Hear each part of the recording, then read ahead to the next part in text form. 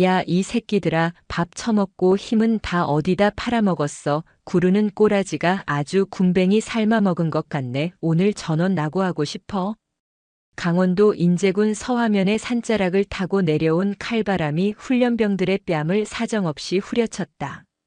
하지만 그 매서운 바람보다 더 살벌한 것은 단상 위에서 확성기를 잡고 고래고래 소리를 지르는 작전장교 박철규 소령의 목소리였다.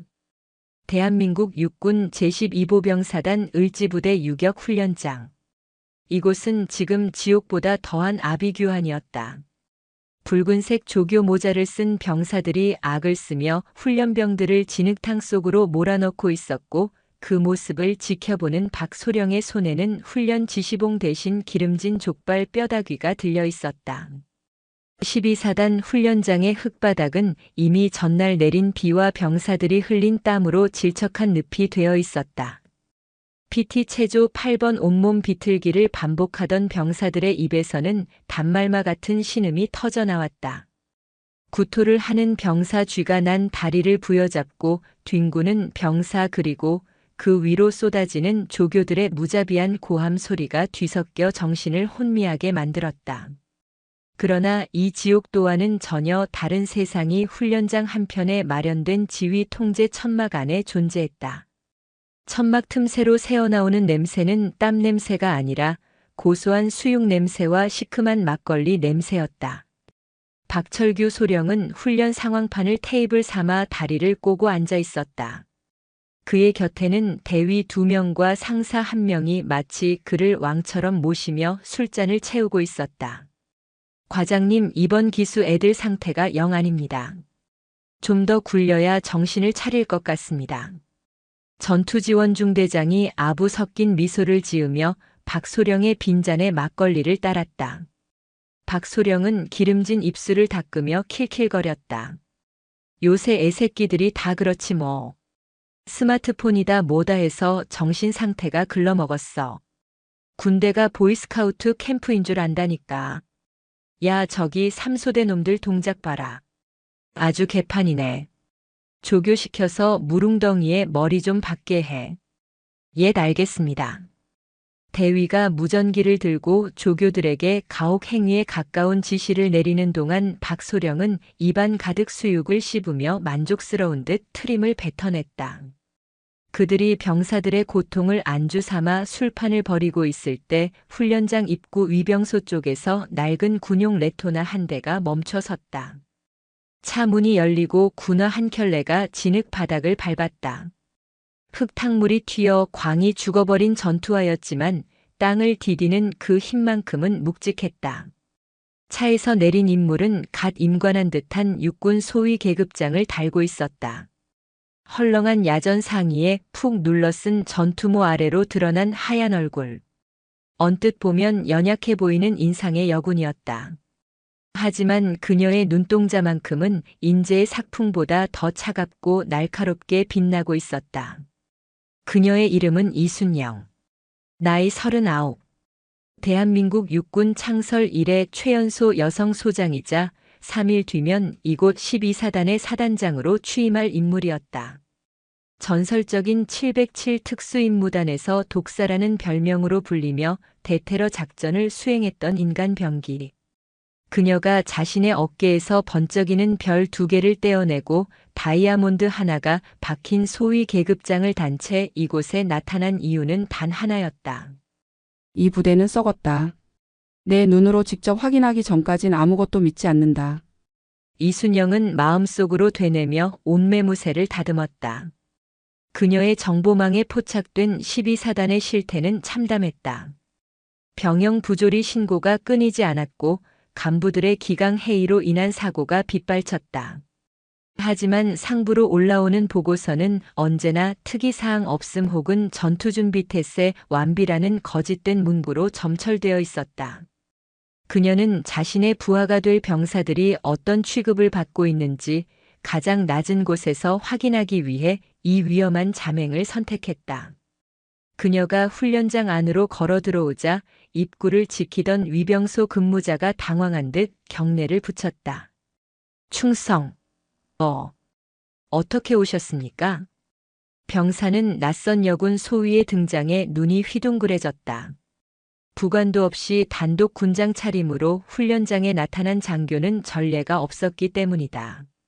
이순영은 어색하게 경례를 받아주며 미리 준비해둔 위장 신분을 댔다. 본부 중대 전입 신임 소위 이영이다. 유격 훈련 참관 및 교육 이수를 명받았다. 작전 장교님 어디 계시나? 그녀의 목소리는 작았지만 또렷했다.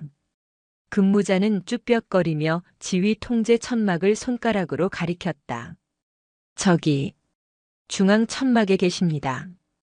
근데 지금 기분이 별로 안 좋으셔서. 알았다. 수고해라. 이순영은 천막을 향해 걸음을 옮겼다. 한 걸음 한 걸음 내디딜 때마다 훈련장의 참혹한 풍경이 시야에 들어왔다.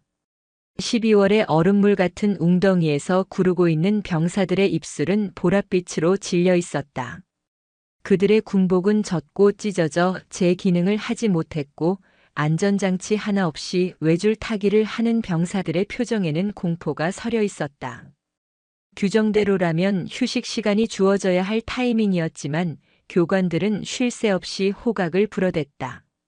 천막 가까이 다가가자 역한 술 냄새가 코를 찔렀다. 이순영의 미간이 살짝 찌푸려졌다.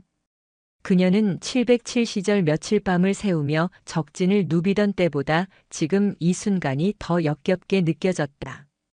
그녀는 심호흡을 한 번 하고는 천막의 가림막을 걷어 올렸다. 충성. 신고합니다. 소위 이영. 금일부로 유격 훈련 입소를 명받았습니다. 천막 안의 공기가 순식간에 얼어붙었다. 막걸리 잔을 기울이던 대위들의 손이 멈췄고 족발을 뜯던 박철규 소령의 시선이 이순영에게 꽂혔다.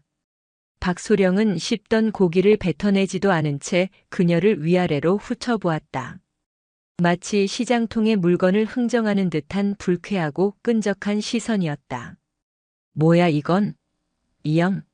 아, 그 새로 온다는 여군 소위가 너냐? 박소령은 의자에 삐딱하게 기대앉아 이쑤시개로 이 사이를 쑤시며 말했다. 경례를 받아주기는커녕 거들떠보지도 않는 오만방자한 태도였다. 그렇습니다. 훈련 지침에 따라 신고드립니다. 이순영은 부동자세를 유지한 채 대답했다. 그녀의 눈은 박소령의 흐트러진 군복 상의와 탁자 위에 어지럽게 널린 술병들을 정확하게 스캔하고 있었다. 박소령이 코웃음을 쳤다. 야 중대장들아 들었냐? 훈련 지침이란다. 아가씨 여기는 학교가 아니에요.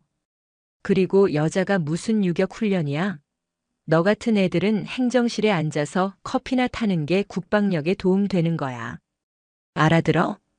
박소령의 말에 주변에 있던 간부들이 킥킥거리며 비웃음을 흘렸다. 명백한 성차별적 발언이자 상관 모독에 가까운 언사였지만 이순영은 표정 하나 바꾸지 않았다.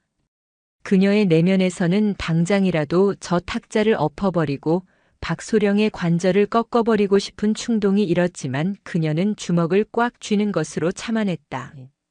지금은 때가 아니었다. 군인에게 남녀 구분은 없습니다. 저도 똑같이 훈련 받겠습니다. 이순영의 단호한 대답에 박소령의 표정이 일그러졌다.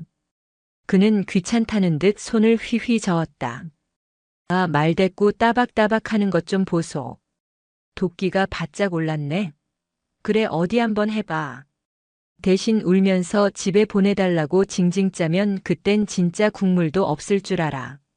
박소령은 자리에서 일어나더니 느릿한 걸음으로 이순영에게 다가왔다.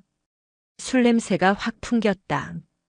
그는 이순영의 어깨를 툭툭 치더니 귓가에 대고 낮고 비릿한 목소리로 속삭였다. 군복이 좀 헐렁하네. 핏이 안 살아서 어디 봐주겠나. 내가 나중에 따로 자세 교정 좀 해줘야겠어. 몸이 유연해야 유격도 잘 받는 법이거든. 그것은 명백한 성희롱이었다. 이순영의 눈매가 매섭게 변했다.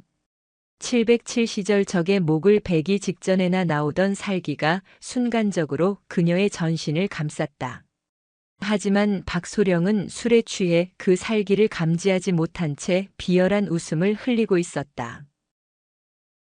명심하겠습니다. 기록해 두겠습니다. 뭐? 기록? 일기 쓰냐? 하하. 야, 저기 8번 올빼미 옆에 가서 굴러. 당장. 박소령의 고함에 이순영은 뒤로 돌아 천막을 나섰다. 밖으로 나오자마자 차가운 바람이 그녀의 뜨거워진 머리를 식혀주었다. 그녀는 품 안에 있던 소형 녹음기를 확인했다. 빨간 불빛이 선명하게 깜빡이고 있었다. 하나도 빠짐없이 모아주마. 내 놈이 뱉은 그 더러운 말들이 내 목을 조르는 올가미가 될 거다. 이순영은 곧장 진흙탕으로 걸어 들어갔다. 병사들이 그녀를 힐끔거렸다.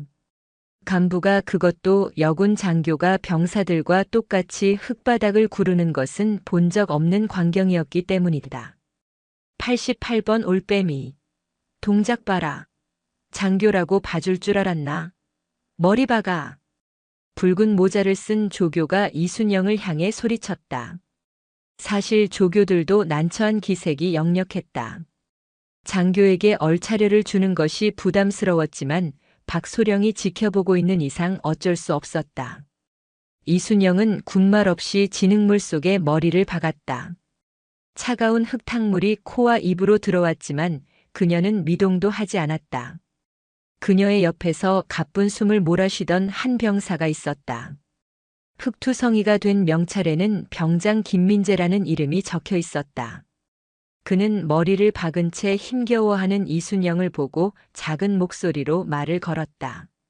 소위님, 괜찮으십니까? 요령껏 하십시오. 저 미친 개. 아니 작전장교님 지금 술 취해서 제정신 아닙니다. 너무 열심히 하시면 다치십니다. 이순영은 고개를 살짝 돌려 김 병장을 바라보았다. 앳된 얼굴의 병장. 입술이 터져 피가 흐르고 있었지만 자신보다 갓 전입 온 소위를 걱정하는 눈빛이었다. 이순영은 흙탕물 속에서 희미하게 미소 지었다. 괜찮다. 나는 군인이다. 너희가 하면 나도 한다. 아니 그래도 여군이시지 않습니까? 저 인간은 여자라고 더 악랄하게 괴롭힐 겁니다. 아까도 소대장님한테 야, 88번, 89번 잡담하나. 앞으로 취침, 뒤로 취침. 조교의 호각 소리가 대화를 끊었다. 이순영과 김민재 병장은 다시 진흙 바닥을 뒹굴었다. 1시간 2시간 시간이 흐를수록 훈련의 강도는 살인적으로 변해갔다. 박소령은 천막 밖으로 나와 의자를 가져다 놓고 마치 투견을 구경하듯 그들을 지켜봤다. 어이 이소희. 엉덩이가 너무 높잖아. 그러니 애를 못 낳지.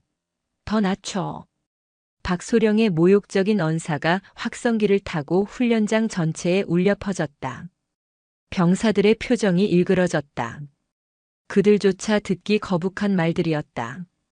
하지만 이순영은 묵묵히 지시를 따랐다. 그녀의 전투복은 이미 찢어지고 흙범벅이 되어 원래의 형태를 알아볼 수 없었다. 손바닥은 까져서 피가 맺혔고 무릎에서는 통증이 밀려왔다. 하지만 그녀의 자세는 흐트러짐이 없었다. 현역 시절보다 체력은 떨어졌을지 몰라도 정신력만큼은 여전히 특전사 탑팀의 리더 그대로였다. 해가 뉘엿뉘엿 넘어가고 산그늘이 길어질 무렵 잠시 휴식 시간이 주어졌다. 병사들은 바닥에 쓰러져 거친 숨을 몰아쉬었다.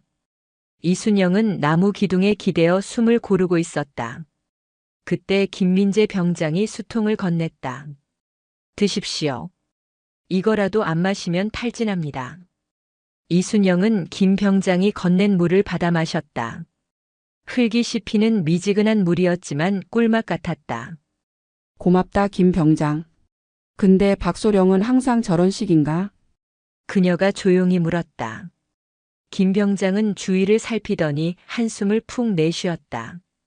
말도 마십시오. 유격 때만 저러면 다행이게요. 평소에는 더합니다.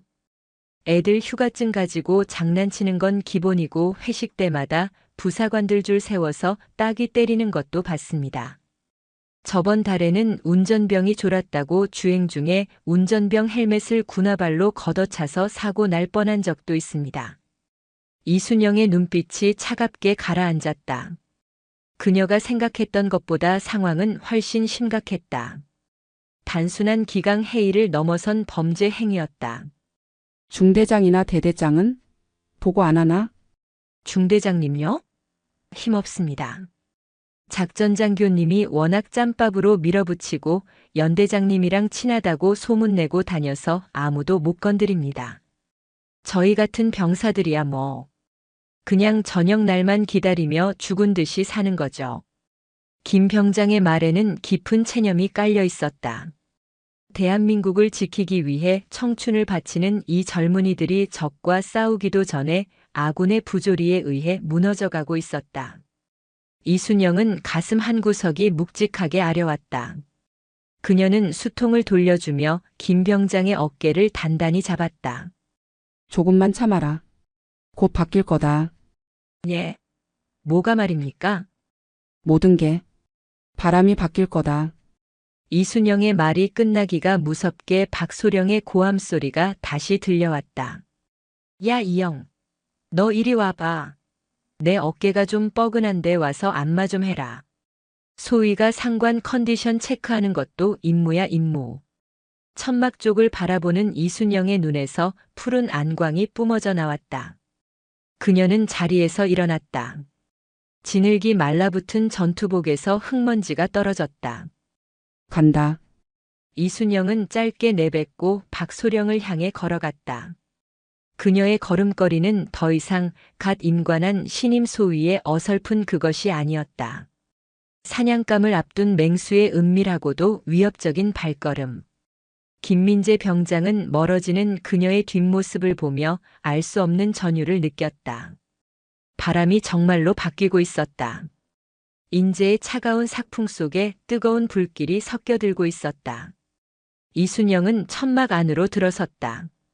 박소령은 야전 침대에 누워 셔츠 단추를 풀어 헤치고 있었다. 아이고 삭신이야. 야 거기 서서 뭐해? 빨리 와서 여기 좀 주물러 보라니까. 손맛 좀 보자. 이순영은 천천히 다가갔다. 그리고 박소령의 바로 머리맡에 섰다. 그녀는 그를 내려다보며 입을 열었다. 소령 박철규. 지금 이 명령 전투 수행과 관련 있는 정당한 지시입니까? 뭐? 이 미친년이 돌았나? 까라면 까는 거짓말이 많아. 너 인사고가 조지고 싶어? 내가 너 하나 옷 벗기는 건 일도 아니야. 박소령이 벌떡 일어나며 이순영의 멱살을 잡으려 손을 뻗었다. 그 순간 이순영의 손이 번개처럼 움직였다. 퍽 하는 소리와 함께 박소령의 손목이 허공에서 낚아채졌다. 으악! 에이! 이거 안 놔? 박소령이 비명을 질렀지만 이순영의 손아귀 힘은 상상을 초월했다. 그녀는 박소령의 손목을 으스러뜨릴 듯 쥐고 낮은 목소리로 말했다. 내 군복을 벗기는 건 당신 능력 바뀔 텐데. 하지만 당신 군복은 내가 장담하건대 내 손으로 아주 갈기갈기 찢어주지. 기대해도 좋다. 너 지금 하극상이야. 헌병 불러. 이순영은 잡고 있던 손을 거칠게 뿌리쳤다. 박소령은 중심을 잃고 침대 위로 볼품없이 나뒹굴었다. 이순영은 그를 경멸 어린 시선으로 내려다보다가 뒤도 돌아보지 않고 천막을 나갔다. 밤길 조심해라 소령. 3일 뒤에 보자. 그녀가 남긴 마지막 말은 밤바람에 흩어졌지만 그 서늘한 경고는 박소령의 귓가에 맴돌았다. 박소령은 씩씩거리며 소주병을 집어 던졌다. 저런 미친. 내가 가만두나 봐라. 내일 유격 코스에서 아주 반병신을 만들어주마. 하지만 박소령은 꿈에도 몰랐다. 자신이 건드린 상대가 12사단이라는 거대한 조직의 정점에 설 지휘관이라는 사실을.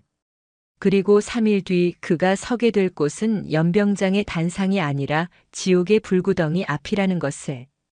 밤이 깊어지자 훈련장에는 정적만이 감돌았다. 병사들은 지쳐 잠들었지만 이순영은 잠들지 않았다. 그녀는 텐트 안에서 작은 수첩을 꺼내 무언가를 빽빽하게 적어 내려갔다. 그것은 단순한 메모가 아니었다. 12사단을 갉아먹는 암덩어리들을 도려내기 위한 수술 계획서였다.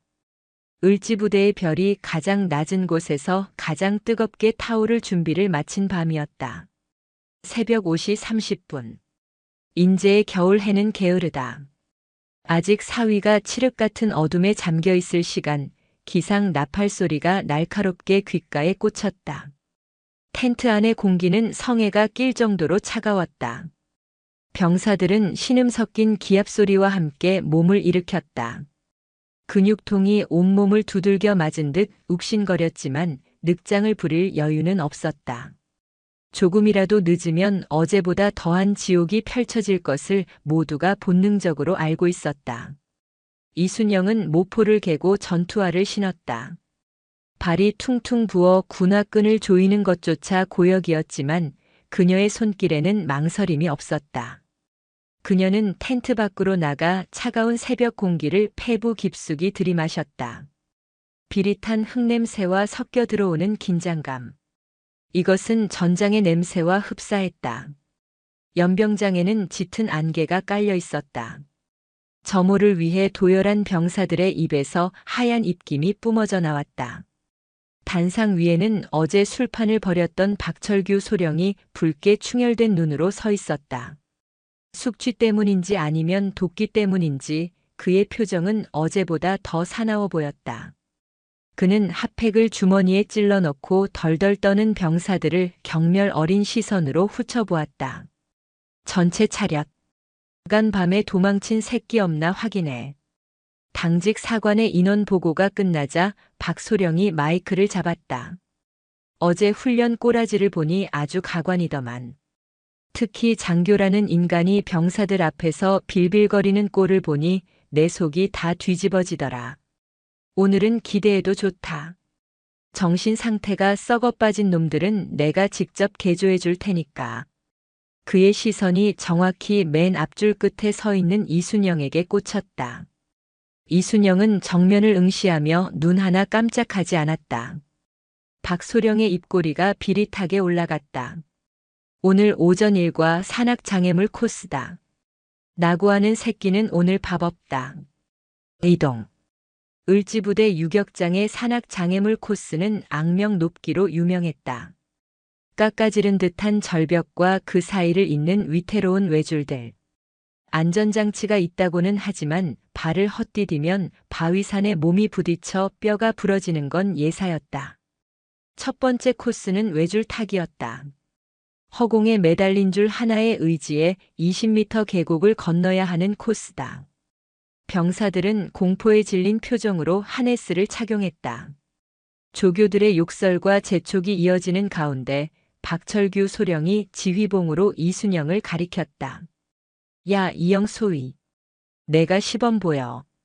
교관도 조교도 아닌 교육생, 그것도 갓 전입 온 여군 소위에게 시범을 보이라는 것은 명백한 괴롭힘이었다.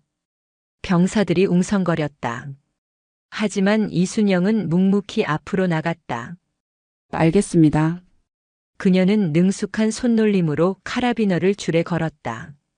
장갑을 낀 손이 줄을 감아주는 모양새가 예사롭지 않았다. 준비. 출발. 조교의 구호와 함께 이순영이 허공으로 몸을 던졌다. 슈아악. 보통의 병사들이라면 중심을 잡느라 허우적거리거나 공포심의 속도를 줄였을 테지만 이순영은 달랐다. 그녀의 몸은 마치 줄과 한 몸이 된 듯 수평을 유지하며 미끄러져 나갔다. 다리의 근육이 팽팽하게 긴장하며 균형을 완벽하게 잡고 있었다. 707 시절 헬기 레펠과 고공 강화로 다져진 감각은 몇 년이 지나도 녹슬지 않았다. 그녀는 눈 깜짝할 사이에 20m 건너편 도착 지점에 착지했다. 착지 동작마저 군더더기 없이 깔끔했다.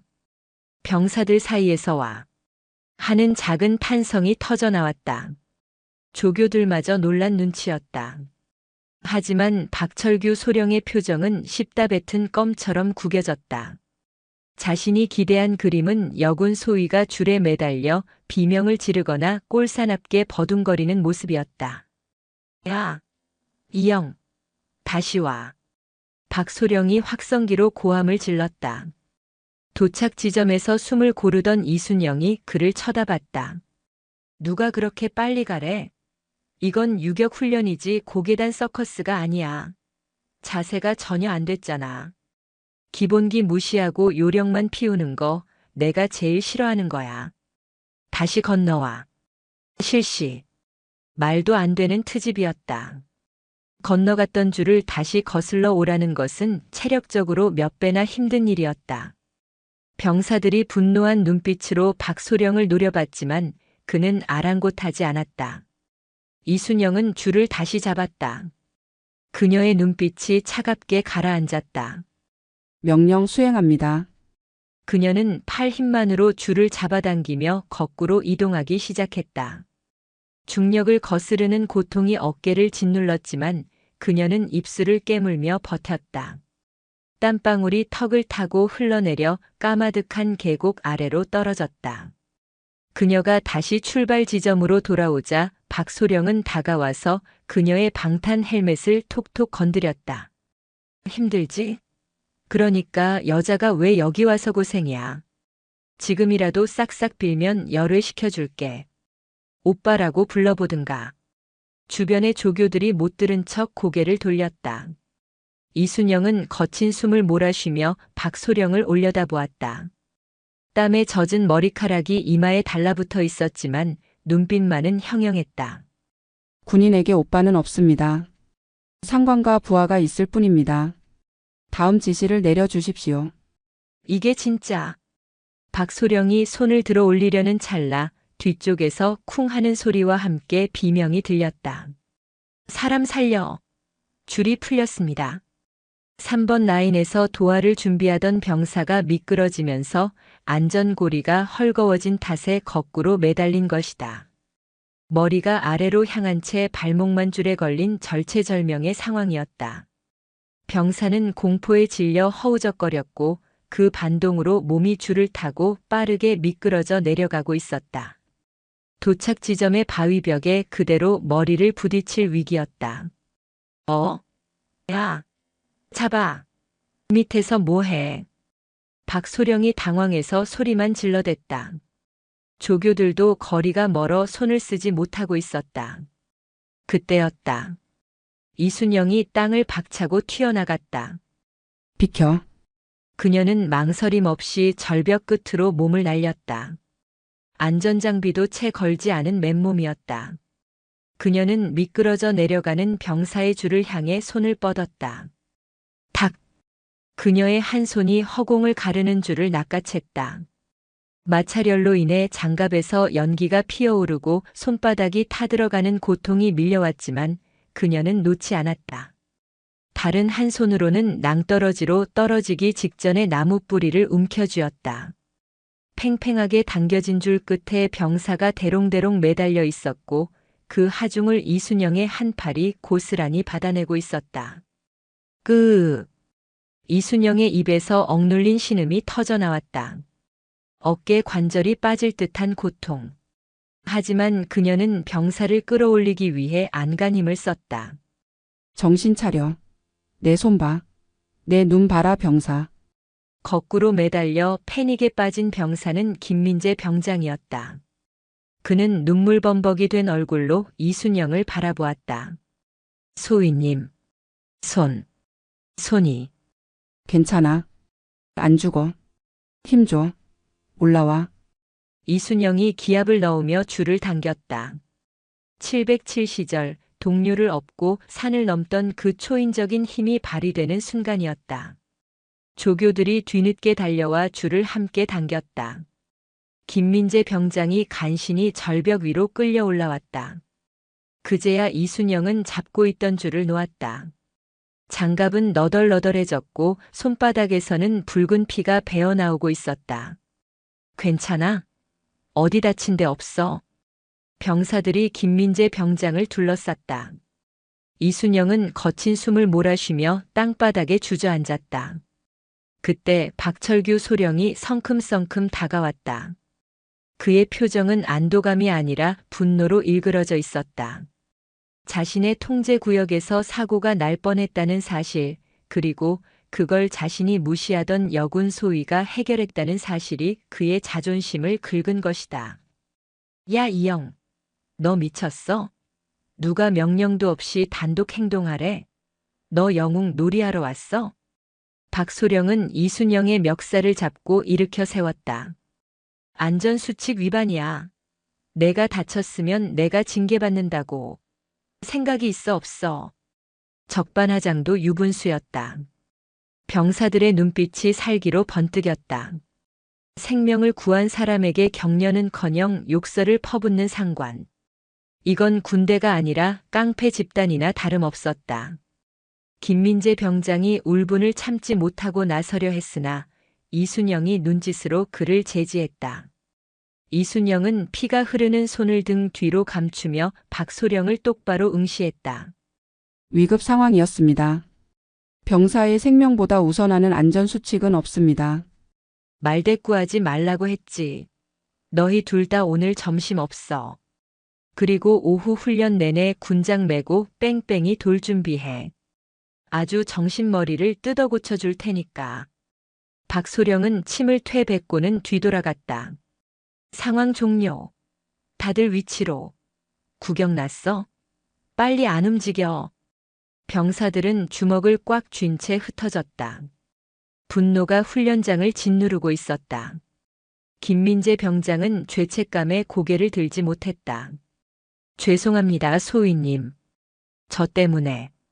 이순영은 다친 손으로 김민재 병장의 어깨를 두드렸다. 고개 들어라. 병장 김민재. 너는 살았고 그거면 됐다. 밥은 굶어도 죽지 않지만 전우를 잃으면 군대는 죽는다. 그녀의 목소리는 담담했지만 그 안에 담긴 무게는 태산 같았다. 김민재 병장은 눈물을 훔치며 고개를 끄덕였다. 이 신임 소위는 달랐다. 지금까지 봐왔던 어떤 장교와도 달랐다. 오후 일과는 더 가혹했다. 박소령의 지시대로 이순영과 김민재는 완전 군장을 한 채 연병장을 돌았다. 다른 병사들이 장애물 코스를 타는 동안 두 사람은 끝도 없이 달리고 또 달렸다. 허벅지가 터질 것 같고 숨이 턱끝까지 차올랐지만 이순영은 멈추지 않았다. 그녀가 멈추지 않으니 김민재도 멈출 수 없었다.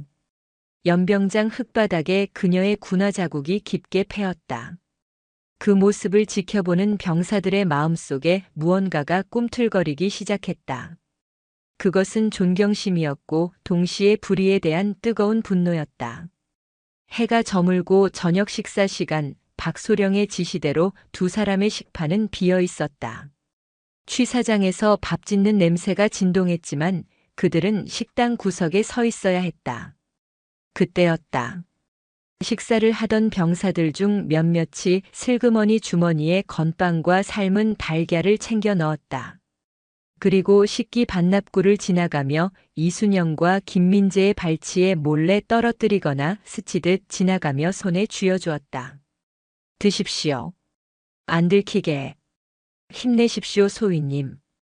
병사들의 작은 속삭임. 이순영은 손에 쥐어진 따뜻한 삶은 달걀을 내려다보았다. 껍질이 다 깨져 엉망이었지만 세상 그 어떤 보석보다 빛나 보였다. 그녀는 가슴 한구석이 뭉클해짐을 느꼈다. 썩어 빠진 지휘부 아래서도 병사들의 전우에는 살아있었다. 그녀가 지켜야 할 것은 바로 이것이었다. 이순영은 김민재에게 건빵을 나눠주며 작게 속삭였다. 먹어둬라. 내일은 더 힘들 거다.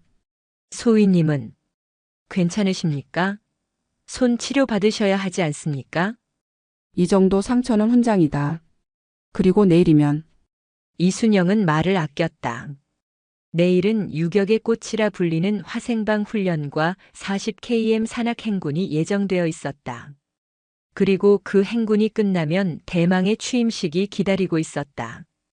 그날 밤 이순영은 의무대를 찾지 않았다. 대신 텐트 안에서 반창고로 대충 손을 감았다. 상처가 욱신거렸지만 이 통증이 그녀를 더욱 예리하게 만들었다. 그녀는 수첩을 꺼냈다. 작전장교 박철규. 안전관리 소홀, 부하에게 책임 전가, 가혹 행위 및 식사 제한. 죄목이 하나 더 늘었다. 그녀는 볼펜을 꾹 눌렀었다. 텐트 밖에서는 여전히 박소령과 간부들의 술판 벌어지는 소리가 들려왔다. 아까 그년줄 잡고 버티는 거 봤냐? 독한 년이라니까. 내일 화생방에서 아주 눈물 콧물 다 쏙 빼놔야지. 방독면 정화통을 분량으로 바꿔치기해 놓을까 보다. 킬킬킬. 그들의 대화 내용은 고스란히 이순영의 귀에 들어왔다. 그녀는 소형 녹음기의 녹음 버튼을 다시 한번 확인했다. 모든 증거는 차곡차곡 쌓이고 있었다. 그래, 마음껏 웃어둬라. 그 웃음이 비명으로 바뀌는 데는 그리 오랜 시간이 걸리지 않을 테니.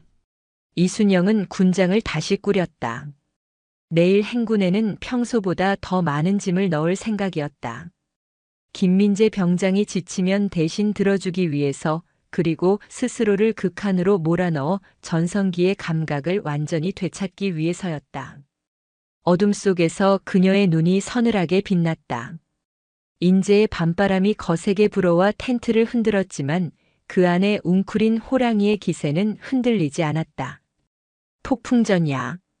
12사단에 몰아칠 진짜 폭풍은 이제 겨우 시작에 불과했다. 이순영은 잠시 눈을 붙였다. 꿈속에서 그녀는 별 2개가 박힌 베레모를 쓰고 있었다. 그 별빛 아래서 박철규는 무릎을 꿇고 살려달라 애원하고 있었다. 그 순간은 머지않았다. 단 하루. 딱 하루가 남았다. 유격 훈련의 3일차 아침. 강원도 인제의 하늘은 잿빛 구름으로 뒤덮여 있었다. 금방이라도 눈이 쏟아질 것 같은 음산한 날씨였다. 병사들의 얼굴에는 깊은 그늘이 드리워져 있었다. 오늘은 유격 훈련의 꽃이라 불리지만 실상은 생지옥이나 다름없는 화생방 훈련과 복귀 행군이 예정되어 있었기 때문이다. 오전 9시. 가스 실습장 앞에는 매캐한 냄새가 진동했다. 조교들이 방독면을 점검하고 CS 가스 캡슐을 태울 준비를 하고 있었다. 박철규 소령은 방독면은커녕 마스크 하나 쓰지 않은 채 멀찍이 떨어진 지휘 통제 차량 옆에서 커피를 마시며 이쪽을 구경하고 있었다. 자, 오늘의 하이라이트다. 안에 들어가서 군가 1절 다 부를 때까지 못 나온다. 특히 꾀부리는 놈들은 정화통 분리하고 숨참기 1분 추가다. 알겠나. 통제관의 고함에 병사들이 악 하고 대답했다. 이순영은 보급받은 K1 방독면을 허리에 차고 대기열에 섰다. 그녀의 옆에 선 김민재 병장은 긴장한 탓인지 손을 가늘게 떨고 있었다. 소위님. 작전장교님이 아까 조교한테 뭔가 지시하는 걸 봤습니다. 분명 소위님 방독면에 장난을 쳤을 겁니다. 제 거랑 바꾸시죠. 김민재가 걱정스러운 눈빛으로 속삭였다. 이순영은 고개를 저었다. 괜찮다. 신경 쓰지 마라. 내 장비는 내가 책임진다. 그녀는 이미 방독면을 점검할 때 배기 밸브 쪽이 미세하게 훼손된 것을 확인했다. 가스가 새어 들어오게 만든 악질적인 수작이었다. 하지만 707 시절 실제 신경가스 훈련까지 견뎌냈던 그녀에게 최루탄 가스 정도는 정신력으로 버틸 수 있는 수준이었다.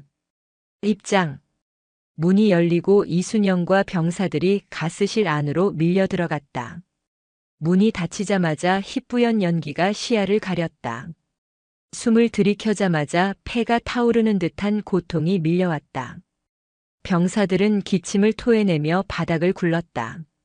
콧물과 눈물이 범벅이 되어 아수라장이 되었다. 정화통 분리. 군가 시작. 사나이로 태어나서. 조교의 지시에 병사들이 울며 겨자 먹기로 정화통을 돌려 뺐다. 생으로 가스를 마시는 고통에 여기저기서 살려주십시오. 라는 비명이 터져나왔다. 그때 유리창 너머로 박철규 소령의 얼굴이 보였다. 그는 낄낄거리며 손가락으로 이순영을 가리키고 있었다. 고통스러워하는 꼴을 보며 즐거워하는 악마의 미소였다. 이순영은 정화통을 분리한 채 흐트러짐 없는 부동자세로 창밖에 박소령을 노려보았다. 그녀의 눈은 충혈되었지만 눈물은 흘리지 않았다. 독한 가스가 코 점막을 찌르고 들어왔지만 그녀는 호흡을 극도로 절제하며 고통을 삼켰다. 옆에서 김민재 병장이 헛구역질을 하며 쓰러지려 하자 이순영은 한 손으로 그의 군복깃을 잡아 단단히 지탱해 주었다. 정신줄 놓지 마. 여기서 쓰러지면 저놈이 이기는 거다. 버텨. 방독면도 없이 맨 얼굴이나 다름없는 상태로 버티는 이순영의 모습에 조교들마저 경악했다. 보통 사람이면 질식해서 뛰쳐나가고도 남았을 상황이었다. 박소령의 표정이 점차 일그러졌다. 괴로워하며 빌빌거려야 할 여자가 독하게 버티고 있으니 재미가 없어진 것이다. 야, 쟤네 더 있게 해. 문 열지 마. 박소령이 무전기로 소리쳤지만 통제관은 안전규정상 더 이상은 위험하다고 판단하여 문을 개방했다. 전원 퇴실. 병사들이 토사물과 침범벅이 되어 밖으로 뛰쳐나왔다. 모두가 땅바닥에 코를 박고 신선한 공기를 들이마시느라 정신이 없었다. 하지만 이순영은 비틀거리지 않고 걸어나와 수통의 물로 눈과 코를 씻어냈다. 그녀의 얼굴은 붉게 달아올랐지만 표정은 여전히 서늘했다. 그녀는 박소령이 있는 쪽을 향해 침을 퇴뱉었다. 입안에 고인 가스의 잔재를 뱉어낸 것이었지만 그 행위는 명백한 도발이었다. 오후 4시. 마지막 관문인 40km 산악 행군이 시작되었다. 인제의 산길은 가파르고 험했다. 설상가상으로 예보대로 눈이 내리기 시작했다. 쌀아기 눈은 금세 한방눈으로 변해 시야를 가렸다. 완전 군장을 한 병사들의 행렬이 뱀처럼 길게 이어졌다. 이순영은 대열의 후미에서 처지는 병사들을 독려하며 걸었다. 그녀의 군장은 규정 무게인 20kg보다 훨씬 무거웠다. 김민재 병장의 예비 전투화와 수통까지 대신 넣어주었기 때문이다. 소위님, 죄송합니다. 제가 들어야 하는데. 말 아껴라. 호흡 조절해. 발바닥 감각 없으면 바로 말하고. 이순영은 묵묵히 앞만 보고 걸었다. 그때 뒤쪽에서 헤드라이트 불빛이 비쳤다. 박철규 소령이 탄 지휘용 레토나 차량이었다. 히터를 빵빵하게 틀어놓은 차 안에서 박소령은 창문을 살짝 내리고 컵라면을 먹고 있었다. 뜨거운 김이 모락모락 피어올랐다. 어이쿠, 우리 이영 소위. 잘 걷네. 아주 독종이야, 독종. 근데 어쩌나? 이제 시작인데. 이 고개 넘어가면 진짜 지옥인 거 알지? 박소령은 젓가락으로 면발을 후루룩 빨아들이며 약을 올렸다. 눈보라를 맞으며 걷는 병사들에게 그 컵라면 냄새는 고문이나 다름없었다. 차 좀 태워줄까? 대신 내 옆에 앉아서 술 좀 따르면 생각해 볼게. 하하. 박소령의 저질스러운 농담에 운전병조차 난처한 표정을 지었다. 이순영은 대답 대신 군장끈을 더 꽉 움켜쥐었다. 갈 길 가시죠. 매연 냄새 역합니다. 이게 진짜. 야, 운전병. 속도 줄여. 천천히 가면서 눈이나 튀겨줘. 레토나 차량이 병사들의 걸음 속도에 맞춰 기어가기 시작했다. 바퀴가 진흙 눈을 밟으며 튀기는 오물이 병사들의 군복으로 튀었다. 하지만 누구도 항의할 수 없었다. 그저 묵묵히 걸을 뿐이었다. 밤 10시.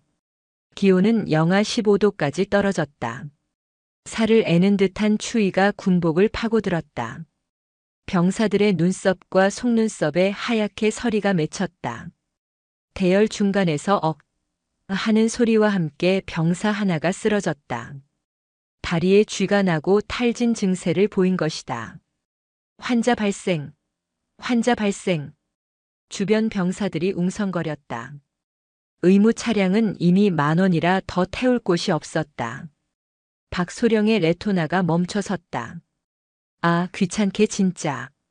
야, 그냥 나고 시켜. 뒤에 오는 회수 차량에 태우라고 해. 시간 지체하지 말고 계속 가. 박소령은 창문도 내리지 않고 확성기로 지시했다. 쓰러진 병사는 울먹이며 일어나려 했지만 다리가 말을 듣지 않았다. 그때 이순영이 다가갔다. 군장 내려. 그녀는 쓰러진 병사의 군장을 들어 자신의 군장 위로 올렸다. 그리고 자신의 소총을 김민재에게 맡기고 쓰러진 병사를 부축해 일으켰다. 소위님, 안 됩니다. 이미 군장도 무거우신데. 조용히 해. 나고는 없다. 우린 같이 간다. 이순영은 병사의 팔을 자신의 어깨에 걸치고 걸음을 옮겼다. 한 걸음 뗄 때마다 눈길 위에 깊은 발자국이 패었다. 40kg이 넘는 무게가 어깨를 짓눌렀지만 그녀의 등은 휘어지지 않았다. 그 모습은 마치 거대한 산이 움직이는 것 같았다. 차 안에서 그 모습을 지켜보던 박소령은 혀를 찼다. 미련한 년. 쇼를 해라 쇼를 해. 저러다지 무릎 나가면 지만 손해지. 야, 그냥 가자. 꼴 보기 싫다. 레토나가 속도를 내어 어둠 속으로 사라졌다. 이순영은 멀어지는 붉은 미등을 보며 입술을 깨물었다. 박철규. 내가 따뜻한 차 안에서 히터 바람을 쐬는 것도 오늘이 마지막이다. 내일부턴 내 인생 자체가 혹한기일 테니. 새벽 4시. 부대 정문이 보였다. 병사들은 좀비처럼 걸어 들어왔다. 전원 완주. 이순영이 맨 뒤에서 처지는 병사들을 끝까지 챙겨 들어오자 먼저 도착해 있던 병사들이 누가 시키지도 않았는데 박수를 치기 시작했다. 수고하셨습니다, 소위님. 감사합니다. 작은 박수 소리는 점차 커져 연병장을 울렸다.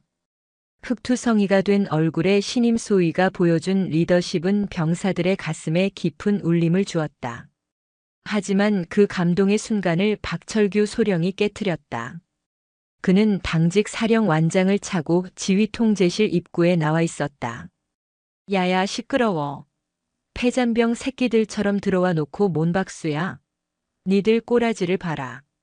거짓대가 따로 없네. 박소령은 이순영에게 다가와 냄새난다는 듯 코를 막는 신용을 했다. 이 소위. 꼴이 아주 볼만하다. 그러게 내가 차 태워준다고 할 때 탔으면 좋았잖아. 고집 부리더니 쌤통이다. 내일 사단장님 취임식인데 그 거짓골로 참석하려고. 뒤에 가서 씻고 군복이나 빨아. 아, 너는 소위니까 저기 맨 구석에 처박혀서 보이지도 않게 서 있어라. 사단장님 눈베리니까. 이순영은 박소령의 면전에 대고 처음으로 희미한 미소를 지었다. 걱정 마십시오, 소령님. 사단장님 눈에 당신이 어떻게 보일지는 아주 잘 알고 있습니다. 그리고 내일 당신은 맨 앞줄에 서게 될 겁니다. 내가 장담하죠. 뭐? 이 미친. 기가 막혀서. 그래, 어디 두고 보자. 내일 끝나고 보자고. 박소령은 비웃으며 들어갔다. 이순영은 밤하늘을 올려다보았다. 구름이 걷히고 별들이 쏟아질 듯 빛나고 있었다. 그래, 내일 보자. 박철규. 다음 날 아침. 제12보병사단 사령부 연병장은 긴장감으로 팽팽했다. 신임 사단장 취임식이 열리는 날이었다. 군악대가 리허설을 하고 있었고 예하부대 지휘관들과 참모들이 정복 차림으로 분주하게 움직였다. 연병장에는 수천 명의 병력이 오와 열을 맞춰 도열해 있었다. 박철규 소령은 A급 정복을 차려입고 가슴에는 훈장 약장을 주렁주렁 단 채 영관 장교 대열의 중간쯤에 서 있었다. 그는 옆에 있는 인사과장에게 속닥거렸다. 야, 그 신임 소위년 안 보이냐? 이영인가 뭔가 하는 애. 내가 분명히 집합하라고 했는데 어디 짱 박혀서 안 나오네. 빠져가지고. 인사과장이 주위를 둘러보며 고개를 저었다. 글쎄요. 아까 아침 점호 때도 안 보이던데요. 혹시 어제 행군하고 퍼져서 의무대에 있는 거 아닙니까? 쳇, 꼴에 유격받았다고 들어누웠나 보네. 끝나고 내가 아주 작사를 내놔야지. 박소령은 넥타이를 고쳐 매며 콧노래를 흥얼거렸다. 오늘 새로 오는 사단장이 철의 여인이라 불리는 깐깐한 인물이라는 소문이 있었지만 그는 걱정하지 않았다. 자신은 줄타기의 명수였고 아부에는 도 같은 사람이었으니까. 적당히 비위나 맞춰주며 실세 라인을 탈 생각에 부풀어 있었다. 사단장님 입장. 사회자의 힘찬 목소리와 함께 군악대의 웅장한 연주가 시작되었다. 장성 행진곡이 울려 퍼지자 연병장의 모든 시선이 본청 건물 입구로 쏠렸다. 검은색 세단이 멈춰 서고 뒷좌석 문이 열렸다. 먼저 내린 것은 군단장이었다. 그리고 그 뒤를 이어 신임 사단장이 모습을 드러냈다. 햇빛을 받아 번쩍이는 정모의 챙. 잘 다려진 짙은 녹색의 정복. 그리고 어깨 위에서 찬란하게 빛나는 은색 별 2개. 대한민국 육군 소장 이순영이었다. 그녀가 단상을 향해 걸어오기 시작했다. 또각또각. 군화 소리가 스피커를 타고 연병장 전체에 울렸다. 단호하고 절도 있는 발걸음. 어디선가 많이 본 듯한 낯익은 걸음걸이였다. 박철규 소령은 무심코 단상을 바라보다가 눈을 비볐다. 잠깐만. 저 얼굴. 단상 위에 오른 이순영이 경례를 올리고 정모를 벗어 옆구리에 끼었다. 그리고 마이크 앞에 섰다. 대형 스크린에 그녀의 얼굴이 클로즈업 되었다. 화장기 없는 하얀 얼굴, 차갑게 빛나는 눈동자. 어제까지만 해도 진흙탕을 구르고 가스실에서 눈을 부릅뜨고 40km를 병사와 함께 걸었던 그 이영 소위였다. 다만 달라진 것은 헐렁한 야전 상해 대신 완벽하게 핏이 맞는 정복을 입고 있다는 것과 소위 계급장 대신 소장 계급장을 달고 있다는 것뿐이었다. 헉! 박철규 소령의 입에서 헛바람이 새어나왔다. 다리에 힘이 풀려 휘청거렸다. 옆에 있던 대위가 그를 부축했다. 과장님, 왜 그러십니까? 어디 편찮으십니까? 박소령은 대답조차 할 수 없었다. 얼굴이 백지장처럼 하얗게 질렸다. 심장이 미친 듯이 요동치고 식은땀이 비오듯 쏟아졌다. 말도 안 돼. 저 여자가 사단장이라고. 이영이 이순영? 에이, 이순영? 그제야 이름의 퍼즐이 맞춰졌다. 자신이 3일 동안 온갖 모욕을 주고 성희롱을 하고 진흙탕에 처박았던 그 신임 소위가 바로 자신의 생사여 탈권을 쥔 사단장이었던 것이다. 단상 위에 이순영은 천천히 연병장을 둘러보았다.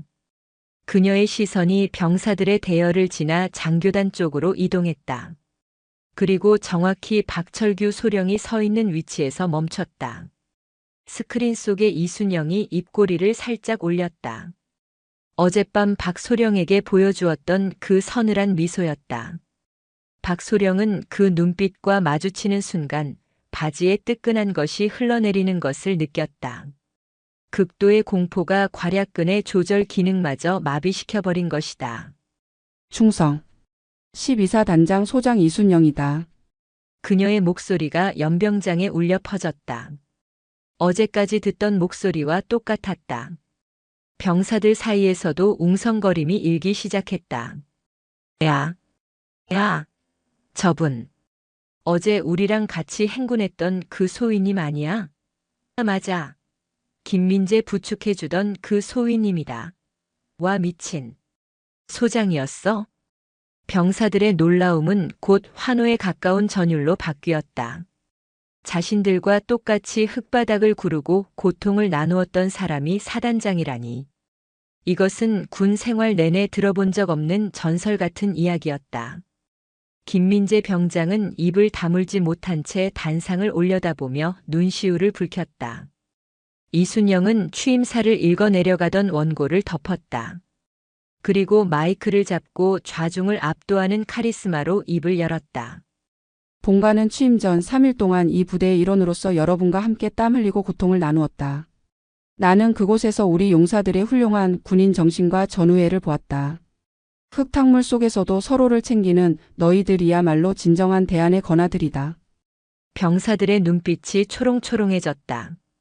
하지만 이순영의 목소리가 갑자기 낮고 무겁게 깔렸다.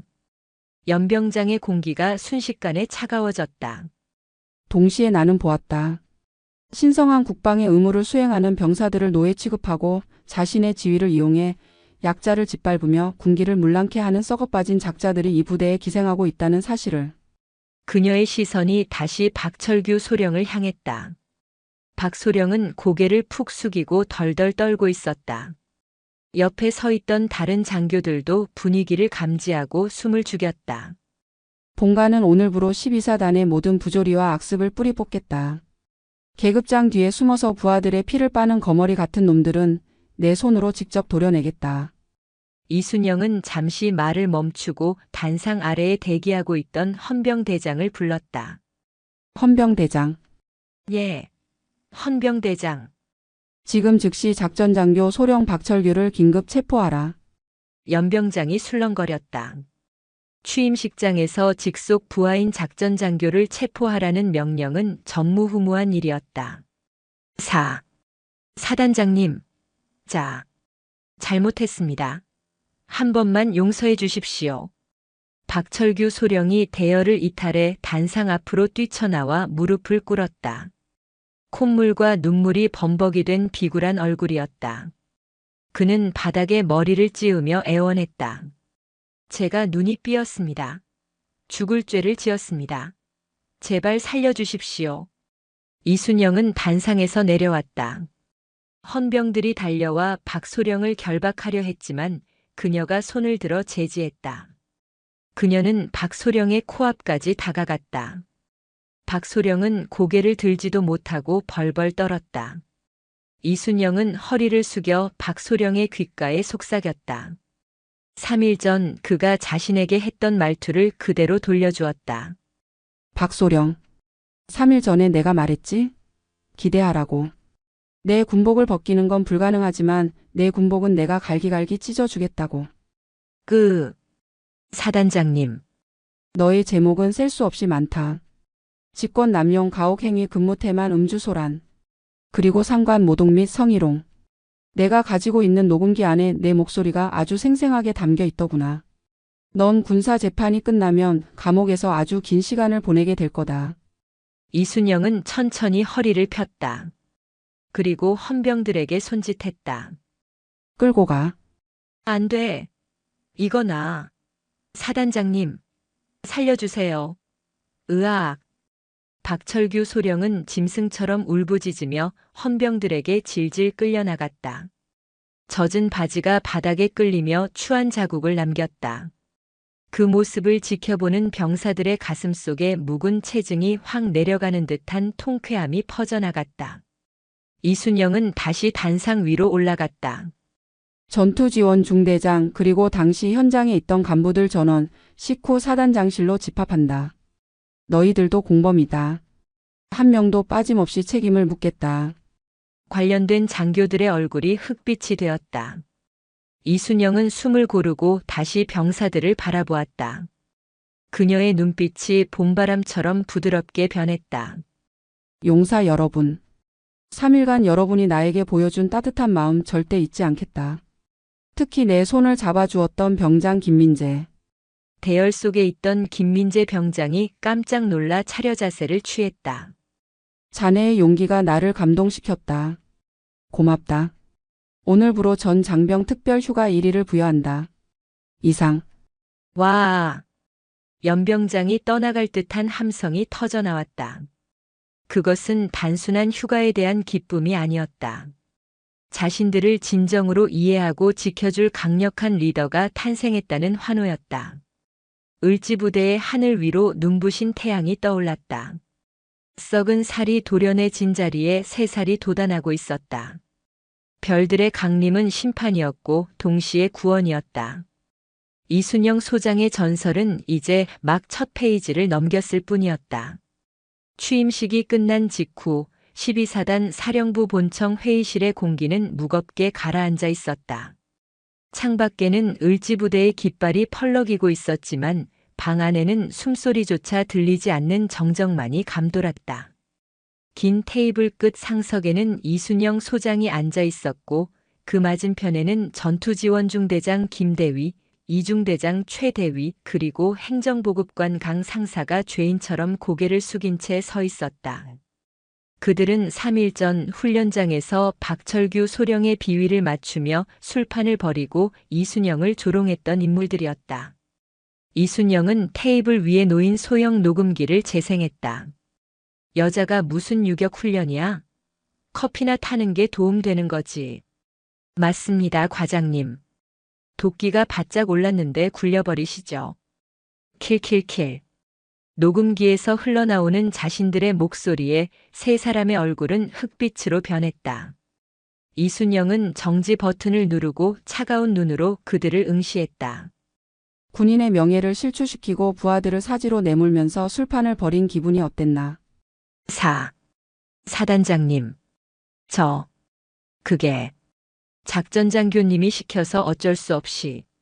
김대위가 기어들어가는 목소리로 변명을 시도했다. 이순영이 책상을 쾅 내리쳤다. 비겁하다. 장교가 되어 가지고 고작 한다는 변명이 남 탓인가? 박소령이 시키면 전쟁터에서 아군에게 총이라도 쏠 텐가? 김대위는 입을 다물었다.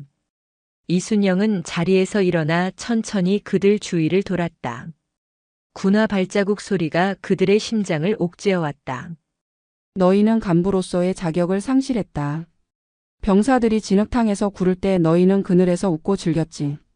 이제 그 빚을 갚을 시간이다. 이순영은 부관을 호출했다. 감찰참모 이 시간부로 이 세 사람의 직무를 정지한다. 그리고 계급장을 회수해라. 예, 알겠습니다. 감찰 참모가 다가와 그들의 전투복에서 대위와 상사 계급장을 떼어냈다. 빈 오버로크 자국이 흉터처럼 남았다. 강 상사의 눈에서 눈물이 뚝뚝 떨어졌다. 30년 군 생활의 자존심이 무너지는 순간이었다. 울지 마라. 눈물 흘릴 힘이 있다면 악을 써라. 지금부터 너희들을 위한 특별 교육을 실시한다. 교관은 나다. 오후 2시. 연병장 구석에 위치한 유격 체조 교장. 병사들은 모두 생활관으로 복귀해 휴식을 취하고 있었지만 3명의 간부는 교육생이라는 팻말을 목에 걸고 서 있었다. 그들 앞에는 활동복으로 갈아입은 이순영 사단장이 서 있었다. 너희가 병사들에게 시켰던 PT 8번 온몸 비틀기. 100회 실시한다. 구령 붙여. 하나, 둘. 세 사람은 울며 겨자 먹기로 진흙 바닥에 누웠다. 평소 병사들에게 시키기만 했지 직접 해본지는 까마득한 동작이었다. 10회가 넘어가자 배가 찢어질 듯 아파왔고 20회가 되자 곡소리가 터져나왔다. 술과 기름진 안주로 채워진 배가 출렁거렸다. 사단장님. 살려주십시오. 최 대위가 땀범벅이 되어 애원했다. 이순영은 팔짱을 낀 채 그들을 내려다보았다. 소리가 작다. 병사들은 이 고통 속에서도 군가를 불렀다. 3일 전 너희가 낄낄대며 보던 그 장면이다. 왜 직접 해보니 재미가 없나? 이순영은 호루라기를 불었다. 동작 그만. 전원 기상. 선착순으로 저기 보이는 고지 찍고 돌아온다. 꼴찌는 한 바퀴 더. 실시. 세 사람은 비틀거리며 뛰기 시작했다. 숨이 턱 끝까지 차올랐고 다리가 후들거려 몇 번이나 넘어졌다. 생활관 창문 너머로 이 광경을 지켜보던 병사들은 믿을 수 없다는 표정을 지었다. 야, 저기 봐. 중대장이랑 행보관님이 구르고 있어. 와. 진짜 사단장님이 직접 굴리시네. 대박이다. 병사들의 눈에는 통쾌함을 넘어선 경외심이 서렸다. 그동안 자신들을 괴롭히던 간부들이 참교육을 당하는 모습은 그 어떤 영화보다 짜릿했다. 해가 질 때까지 훈련은 멈추지 않았다. 이순영은 707 시절 자신이 겪었던 훈련 강도의 절반도 시키지 않았지만 이미 세 사람은 반쯤 실신 상태였다. 흑투성이가 되어 바닥에 널브러진 그들에게 이순영이 다가갔다. 일어나라. 그녀의 서슬 퍼런 목소리에 세 사람은 좀비처럼 몸을 일으켰다. 이순영은 그들의 눈을 하나하나 맞추며 말했다. 오늘 너희가 흘린 땀이 병사들이 매일 흘리는 땀이다. 오늘 너희가 느낀 고통이 병사들이 매일 느끼는 고통이다. 이 뼈저린 기억을 평생 잊지 마라. 강 상사가 떨리는 목소리로 대답했다. 뼈에 새기겠습니다. 사단장님, 다시는 부끄러운 짓 하지 않겠습니다. 그의 눈빛은 아까 회의실에서의 비굴함과는 달랐다. 육체적 한계를 체험하며 밑바닥까지 떨어져 본 사람만이 가질 수 있는 처절한 반성이었다. 좋다. 오늘 교육은 여기까지다. 내일 징계위원회에서 너희의 거취가 결정될 것이다. 하지만 만약 군복을 계속 입게 된다면 오늘의 고통을 기억하며 병사들을 섬겨라. 알겠나? 알겠습니다. 세 사람의 목소리가 연병장을 울렸다. 이순영은 뒤돌아섰다. 그녀의 등 뒤로 노을이 붉게 타오르고 있었다. 을지부대의 썩은 가지들이 천해지고 그 자리에 새로운 기강이 세워지고 있었다. 그날 밤 징계위원회 결과가 나왔다. 세 사람은 파면이나 해임 대신 정직 3개월과 타부대 전출이라는 중징계를 받았다. 이순영이 참작해준 결과였다. 그들에게 한 번의 기회는 더 주되 을지부대에서는 떠나게 한 것이다. 병사들은 환호했고 부대 내의 공기는 완전히 바뀌었다. 간부들은 몸을 사리며 병사들의 눈치를 보기 시작했고 훈련은 규정대로 진행되었다. 사이다 같은 개혁이었다. 취임 후 한 달이 지났다. 12사단은 빠르게 안정되어 가고 있었다. 이순영 사단장은 집무실에 앉아 있기보다 현장을 돌아다니는 것을 즐겼다. 그녀의 신조는 현장에 답이 있다였다. 어느 날 점심시간 이순영은 예고 없이 예하 대대의 병영식당을 방문했다. 충성. 사단장님 방문하셨습니다. 취사병들이 당황하여 솥뚜껑을 떨어뜨릴 뻔했다. 식사를 하던 병사들이 벌떡 일어나려 했지만 이순영은 손을 들어 제지했다. 편하게 먹어라. 나도 밥 먹으러 왔다. 그녀는 식판을 들고 배식대줄 맨 뒤에 섰다. 취사병이 떨리는 손으로 국을 퍼주었다. 이순영은 병사들 틈에 섞여 앉았다. 오늘의 메뉴는 돼지고기 김치볶음이었다. 군대에서 가장 인기 있는 메뉴 중 하나였다. 하지만 숟가락을 든 이순영의 미간이 찌푸려졌다. 고기를 입에 넣고 씹었지만 고무를 씹는 듯 질겼다. 게다가 고기보다 비계가 훨씬 많았고 역한 누린내까지 났다. 김치는 너무 쉬어서 쓴맛이 났다. 이게 돼지고기인가 타이어인가? 그녀가 혼잣말을 중얼거렸다. 옆에 앉아있던 일병이 눈치를 보며 말을 걸었다. 사단장님. 오늘 고기는 그나마 상태가 좋은 편입니다. 평소에는 비계밖에 없어서 그냥 국물에 밥만 말아 먹습니다. 이순영은 숟가락을 내려놓았다. 평소에는 더 심하다고? 네. 한 달 전부터 부식이 좀 이상해졌습니다. 양도 줄고 냄새도 나고. 취사병한테 물어보니 들어오는 재료 자체가 안 좋다고 하더라고요. 이순영의 눈이 매섭게 빛났다. 병사들의 먹거리는 전투력과 직결되는 가장 중요한 문제였다. 훈련이 힘든 건 참아도 밥이 맛없는 건 못 참는 게 군인이었다. 다 먹고 일어날 테니 신경 쓰지 말고 먹어라. 이순영은 억지로 식판을 비웠다. 병사들이 먹는 고통을 함께 느끼기 위해서였다. 식사를 마친 그녀는 곧장 대대장실이 아닌 식자재 창고로 향했다. 창고 뒤편에는 식자재 납품 트럭이 서 있었다. 트럭 옆에는 군수과장인 중위 한 명과 배불뚝이 민간인 남자가 담배를 피우며 킬킬거리고 있었다. 아유 과장님. 이번에도 잘 부탁드립니다. 이거 얼마 안 되지만 약소한 성의입니다. 민간인 남자가 중위의 주머니에 흰 봉투를 찔러 넣으려 했다.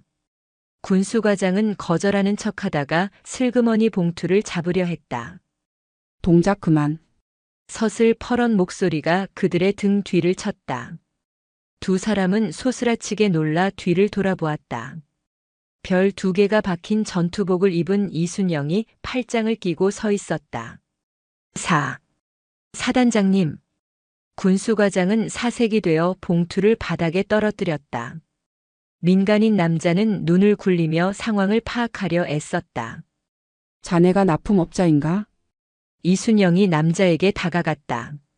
남자는 억지 웃음을 지으며 허리를 굽혔다.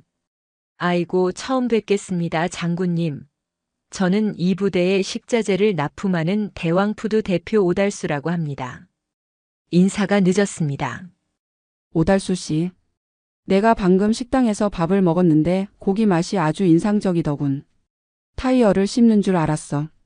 오달수의 얼굴이 불그락푸르락해졌다. 아, 그게 요즘 돼지고기 수급이 좀 불안정해서. 하하, 다음부터는 최상급으로 넣어드리겠습니다. 이순영은 대답 대신 트럭 짐칸으로 걸어갔다. 문 열어. 네. 아, 장군님. 거기는 냉동고라 좀 지저분해서. 열어. 이순영의 단호한 명령에 오달수는 덜덜 떨며 트럭 문을 열었다. 냉기 속에서 역한 냄새가 훅 끼쳐나왔다. 이순영은 안으로 들어가 박스 하나를 뜯었다. 국내산 돼지고기라고 적힌 라벨이 붙어 있었지만 내용물은 거무튀튀하게 변색된 저급 냉동육이었다. 심지어 유통기한 라벨을 덧붙인 흔적도 보였다. 이게 국내산 최상급인가? 내 눈에는 쓰레기로 보이는데. 이순영이 고기 덩어리를 바닥에 패대기 쳤다. 오달수가 무릎을 꿇었다. 자, 장군님, 한 번만 봐주십시오. 제가 전임 작전장교님이랑은 형님 동생 하던 사이라. 이번에 사단장님 오셨다고 해서 인사 좀 드리려고 했습니다. 그는 말실수를 했다. 박철규 소령의 이름을 꺼낸 것이다. 이순영의 입꼬리가 비틀렸다. 아, 박철규 소령? 그 인간 감옥 간 건 알고 있나? 자네도 곧 그 친구 만나러 가게 되겠군. 거기서 형님 동생 사이좋게 지내면 되겠어. 이순영은 헌병대를 호출했다. 군수과장, 너는 뇌물수수 미수 및 직무유기로 헌병대 조사를 받게 될 거다. 그리고 오달수 씨, 당신은 군납 비리 혐의로 민간 검찰에 넘길 거다. 이 쓰레기 같은 고기들은 전량 회수하고 그동안 횡령한 금액 토해낼 준비해. 오달수는 바닥에 주저앉아 엉엉 울기 시작했다. 아이고, 내 팔자야. 박소령 이 자식이 뒤를 봐준다고 해놓고선. 헌병들이 들이닥쳐 두 사람을 연행해 갔다. 이순영은 창고에 남은 식자재들을 바라보며 한숨을 쉬었다. 이 많은 쓰레기를 병사들에게 먹였다는 사실에 화가 치밀어 올랐다. 그녀는 주머니에서 핸드폰을 꺼내 군단 군수참모에게 전화를 걸었다. 우리 사단 부식업체 오늘부로 계약 해지합니다. 네, 위약금이고 뭐고 법적 대응은 제가 책임집니다. 당장 오늘 저녁부터 인근 부대에서 식자재 긴급 조달 부탁드립니다. 우리 애들 밥은 굶길 수 없습니다. 통화를 마친 이순영은 식당으로 돌아갔다. 병사들은 식사를 마치고 나가고 있었다. 그녀는 취사반장인 상사를 불렀다. 시사반장. 오늘 저녁부터 메뉴 바꾼다. 예. 재료가 없을 텐데요. 내가 구해온다. 오늘 저녁은 삼겹살 파티다. 전 장병 무제한으로. 삼겹살 말입니까? 예산이. 내 사비로 쏜다. 그러니 너희는 불판 준비하고 야채나 씻어놔. 그날 저녁 12사단 연병장에는 고기 굽는 냄새가 진동했다. 이순영이 사비로 읍내 정육점을 털어오다시피 사온 생삼겹살이었다. 지글지글 고기 익는 소리와 함께 병사들의 웃음소리가 밤하늘을 채웠다. 이순영은 그 모습을 흐뭇하게 바라보며 소주 한 잔을 기울였다. 김민재 병장이 다가와 쌈을 하나 싸서 내밀었다. 사단장님, 나 하십시오. 이 녀석 보게. 감히 사단장한테 쌈을 먹여? 말은 그렇게 했지만 이순영은 입을 크게 벌려 쌈을 받아 먹었다. 병사들이 와 하고 환호성을 질렀다. 맛있다. 이게 진짜 고기지. 이순영은 오물거리는 입으로 웃었다. 타이어 같던 고기는 사라졌다. 그리고 그 자리에 신뢰라는 든든한 밥심이 채워지고 있었다. 먹는 것이 해결되자 사기의 질이 달라졌다. 12사단은 이제 단순한 군부대가 아니라 하나의 가족이 되어가고 있었다. 하지만 이 평화도 잠시 사단장실로 한 통의 전화가 걸려오며 또 다른 폭풍을 예고하고 있었다. 그것은 국방부 감찰실에서 걸려온 전화였다. 박철규와 오달수의 배후에 더 큰 세력이 도사리고 있다는 신호탄이었다. 식자재 비리 사건이 정리되고 부대의 평화가 찾아온 듯 했으나 그것은 폭풍 전의 고요였다. 오달수 대표가 구속되기 직전 어딘가로 다급하게 걸었던 전화 한 통이 화근이었다. 며칠 뒤 12사단 본청 앞에 검은색 세단 2대가 요란하게 들이닥쳤다. 번호판은 일반적인 육군 번호판이 아닌 국방부 소속임을 알리는 번호판이었다. 차에서 내린 인물들은 국방부 전력유지실 감사관실 소속의 정대령과 수행원들이었다. 그들의 표정은 험악하기 그지없었다. 사단장실 문이 거칠게 열렸다. 노크도 없는 무례한 방문이었다. 이순영 소장님 되십니까? 국방부 감사관실 정영훈 대령입니다. 이순영은 집무실 책상에서 서류를 검토하다가 천천히 고개를 들었다. 그녀의 눈빛이 서늘하게 빛났다. 노크하는 법을 안 배웠나, 대령? 여기가 자네 안방인가? 그녀의 기세에 정 대령이 움찔했지만 이내 거만한 표정으로 돌아왔다. 그는 품에서 공문 한 장을 꺼내 책상 위에 탁 하고 던졌다. 지금 예절 따질 때가 아닐 텐데요. 국방부 장관님 명의의 특별감사 지시서입니다. 귀관이 민간 납품업체 대표를 불법 감금하고 적법한 절차 없이 계약을 파기하여 군의 명예를 실추시켰다는 제보가 들어왔습니다. 이순영은 서류를 거들떠보지도 않았다. 이미 예상했던 일이었다. 오달수가 믿고 까불던 뒷배가 바로 국방부 군수 라인에 닿아 있었던 것이다. 그래서? 나보고 조사를 받으라는 건가? 조사가 아닙니다. 이건 명령입니다. 지금 당장 오달수 대표에 대한 고발을 취하하고 해당 업체와의 계약을 원상복구하십시오. 그리고 이 사태에 대한 책임을 지고 보직 해임 심사를 받으시죠. 정 대령의 말은 협박이었다. 그는 자신이 국방부라는 거대 권력을 등에 업고 있다고 믿고 있었다. 일개 전방 사단장쯤은 찍어 누를 수 있다는 오만함이 깔려 있었다. 이순영이 자리에서 일어났다. 그녀는 천천히 정 대령 앞으로 걸어갔다.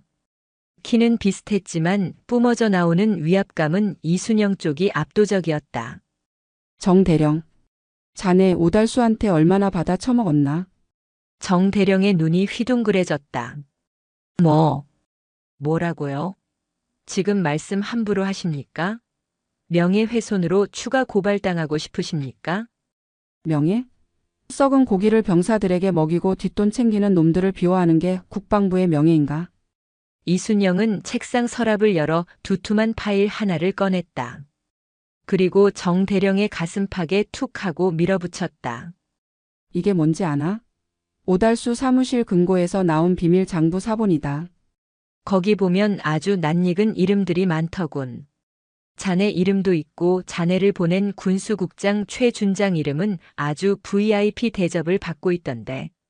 정 대령의 얼굴이 사색이 되었다. 손이 파르르 떨렸다.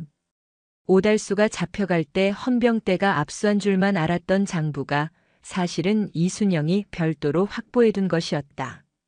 707 시절부터 정보 수집에 능했던 그녀가 아무런 대비 없이 칼을 뽑았을 리 없었다. 에이, 이건 불법 수집 증거입니다. 효력이 없습니다. 불법? 나는 사단장으로서 내 부하들의 건강을 해치는 위협 요소를 제거하기 위해 정당한 지휘권을 행사했다. 이 장부는 내가 직접 언론에 공개할까 아니면 기무사령관에게 직보할까 고민 중이었는데 자네가 제 발로 찾아왔군. 이순영은 핸드폰을 들어 올렸다. 지금 바로 기자회견을 열도록 하지. 국방부 감사관 비리업체 비호하려 사단장 협박하다라는 헤드라인이면 내일 조간신문 일면은 따놓은 당상일 텐데. 사단장님, 잠시만요. 대화로 하시죠. 정 대령이 다급하게 이순영의 팔을 잡으려 했다. 그 순간 이순영의 눈빛이 매섭게 변했다. 그녀는 정 대령의 손목을 가볍게 쳐내고 순식간에 그의 팔을 뒤로 꺾어 제압해버렸다. 비명과 함께 정 대령이 책상 위로 엎어졌다. 수행원들이 놀라 달려들려 했지만 이순영의 싸늘한 일갈에 얼어붙었다. 움직이면 공무집행 방해 및 상관 폭행 미수로 간주하고 즉시 구속한다. 집무실 안에는 살기 어린 정정만이 감돌았다. 이순영은 꺾인 팔을 잡고 헐떡이는 정 대령의 귀에 낮게 속삭였다. 잘 들어라. 나는 내 새끼들 밥그릇 건드리는 놈은 별이 아니라 대통령 할아비가 와도 안 봐준다. 당장 용산으로 돌아가서 내 주인인 최 준장에게 전해.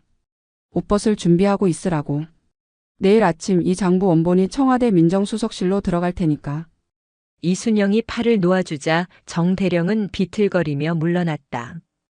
그는 공포에 질린 눈으로 이순영을 바라보았다. 이 여자는 미쳤다. 아니, 미친 게 아니라 진짜 군인이다. 타협이라는 단어를 모르는 진짜 백이었다. 두고 봅시다. 정 대령은 비겁한 막말을 남기고 도망치듯 사단장실을 빠져나갔다. 그들이 타고 온 세단이 꽁무니를 빼며 사라지는 모습을 창가에서 지켜보던 이순영은 씁쓸한 미소를 지었다. 두고 볼 것 없다. 이미 끝난 싸움이니까. 그녀는 책상 위에 인터폰을 눌러 법무참모를 호출했다. 법무참모 지금 바로 장부 원본 들고 수도방 위사령부 헌병단으로 출발해. 국방부 놈들은 못 믿으니 수방사 헌병단장에게 직접 전달해라. 내 이름 대면 알 거다. 예, 알겠습니다. 다음 날 아침 뉴스는 발칵 뒤집혔다. 국방부 군수국장과 감사관 등 고위 장교 5명이 군납 비리 혐의로 긴급 체포되었다는 속보가 떴다. 12사단 병사들은 생활관 TV를 보며 환호성을 질렀다. 와, 우리 사단장님이 다 쓸어버리셨대. 진짜 걸크러쉬 대박이다. 이제 우리 건드리는 놈 아무도 없겠다. 이순영은 TV를 끄고 창밖을 바라보았다. 멀리 설악산 줄기에 하얀 눈이 쌓여 있었다. 내부의 적은 정리되었다.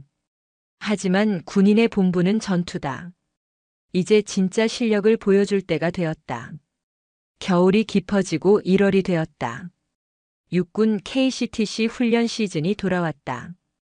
이번 훈련은 12사단이 공격군청군, 그리고 전갈부대라 불리는 KCTC 전문 대항군홍군이 방어하는 시나리오가 아니었다. 육군본부의 특별 지시에 따라 인접 부대인 21사단과 12사단이 맞붙는 쌍방 자유기동훈련으로 결정되었다. 21사단장은 육사 출신의 엘리트이자 보수적인 성향이 강한 강동철 소장이었다. 그는 평소 비육사 출신의 여군인 이순영을 못마땅하게 여기고 있었다. 여자가 사단장이라니 세상 말세야. 훈련이 장난인 줄 아나. 이번 기회에 아주 콧대를 꺾어주지. 강 소장은 훈련 전 참모회의에서 호언장담했다. 21사단은 병력 수도 많고 최신 장비도 더 많이 보유하고 있었다. 객관적인 전력에서는 12사단이 열세였다. 훈련 당일, 강원도 인제와 양구에 걸친 광활한 산악지대가 훈련장으로 지정되었다. 영하 20도의 혹한이었다. 상황실에 앉은 이순영은 지도를 응시하고 있었다. 상대방은 전공법으로 나올 거다. 강 소장은 교과서적인 지휘관이야. 압도적인 화력으로 중앙을 돌파하고 기동 타격대로 측면을 치겠지. 작전 참모가 물었다. 그럼 저희는 방어 위주로 가야 합니까? 병력 차이가 1.5배나 납니다. 이순영이 고개를 저었다. 아니, 방어는 죽음이다. 우리는 유령이 된다. 그녀는 지도 위에 험준한 산악 루트 하나를 손가락으로 가리켰다. 여기로 간다. 참모들이 경악했다. 사단장님, 거기는 길이 없습니다. 절벽지대라 차량은커녕 도보로도 이동이 불가능합니다.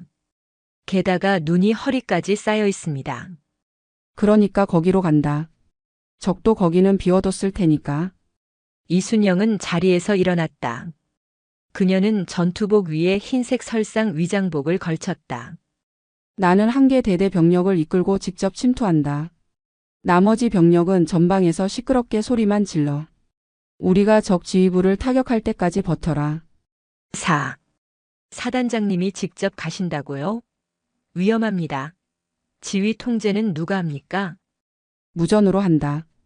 그리고 내가 현장에 있는 게 가장 빠르고 정확한 지휘다. 김민재 병장 준비됐나? 상황실 한 구석에서 대기하던 김민재 병장이 벌떡 일어났다. 그는 이제 사단장의 전속 통신병이 되어 있었다. 예, 준비 끝났습니다. 가자. 전설을 만들러. 밤 10시. 12사단 3대대 병력 400명은 유령부대가 되어 험준한 매봉산 절벽을 타고 있었다. 눈보라가 몰아쳐 시야는 1미터 앞도 보이지 않았다. 병사들은 서로의 허리에 줄을 묶고 묵묵히 기어올랐다. 이순영은 맨 앞에서 길을 뚫었다.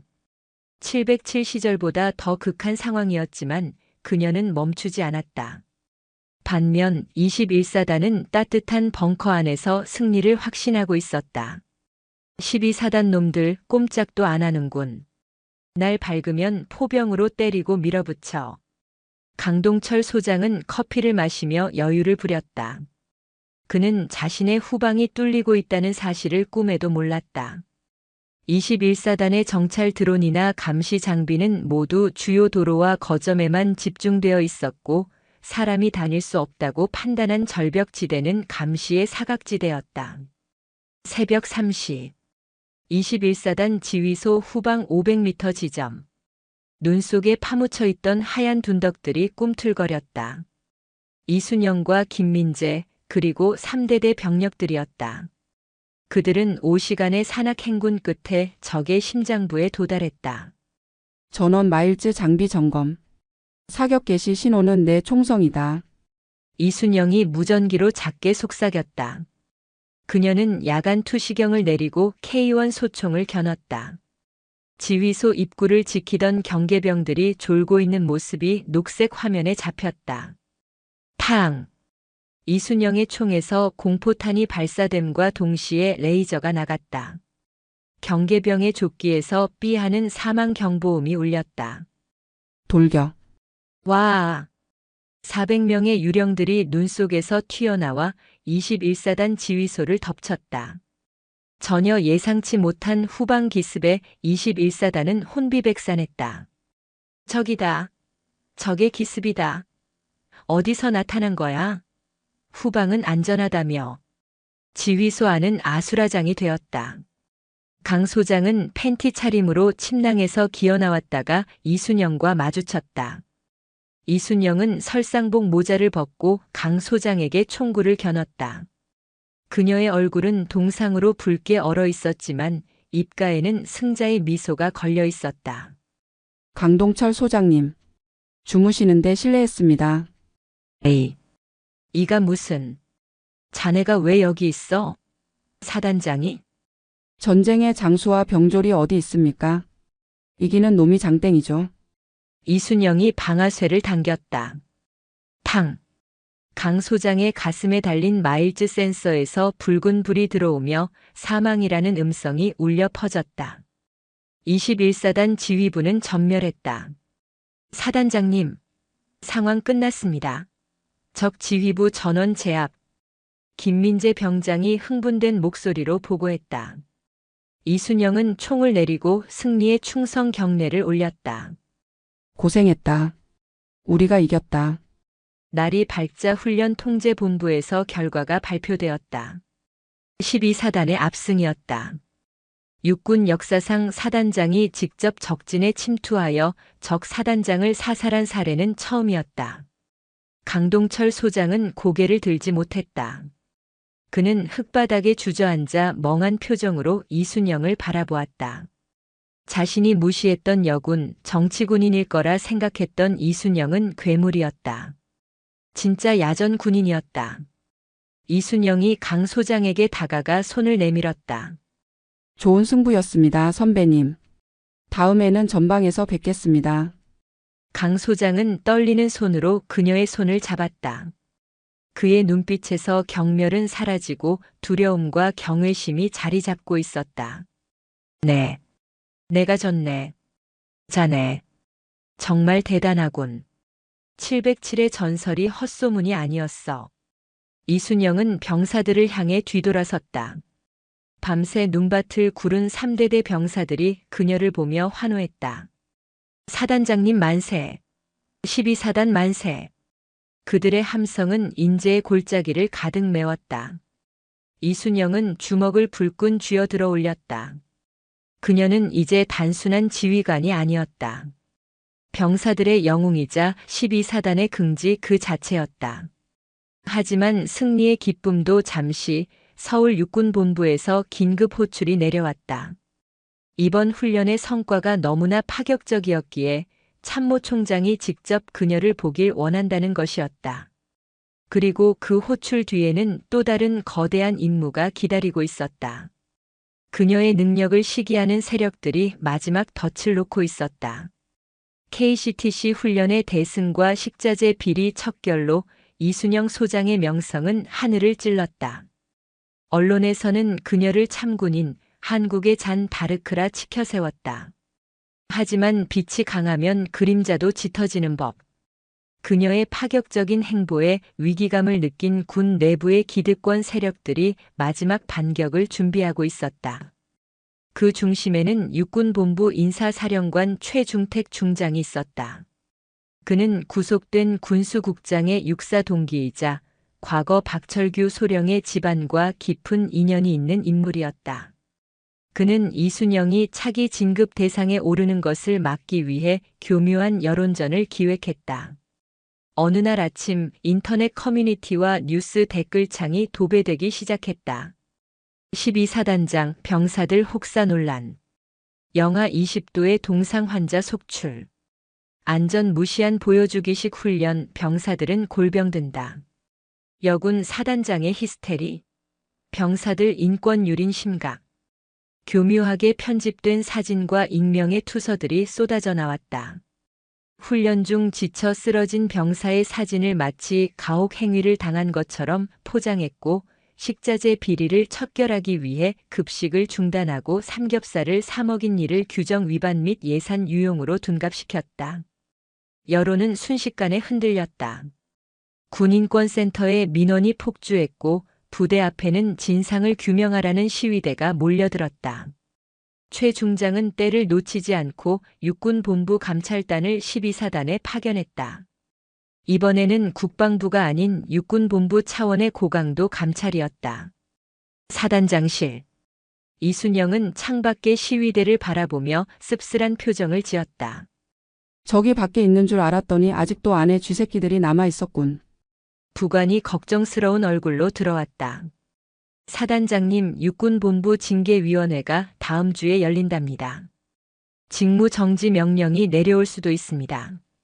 해명 자료를 준비해야 합니다. 해명? 내가 떳떳한데 무슨 해명인가. 훈련이 힘들었던 건 사실이고 규정을 어기고 사비로 고기를 먹인 것도 사실이다. 하지만 난 부끄럽지 않다.